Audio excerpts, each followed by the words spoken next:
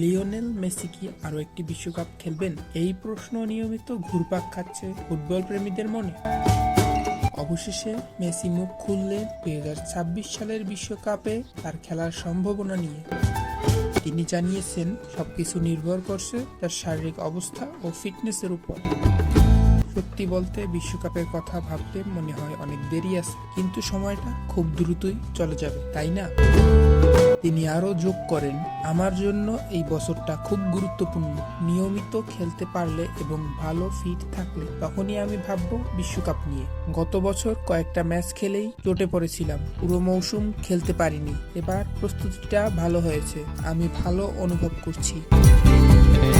2026 সালের ফিফা বিশ্বকাপ শুরু হবে 11 জুন।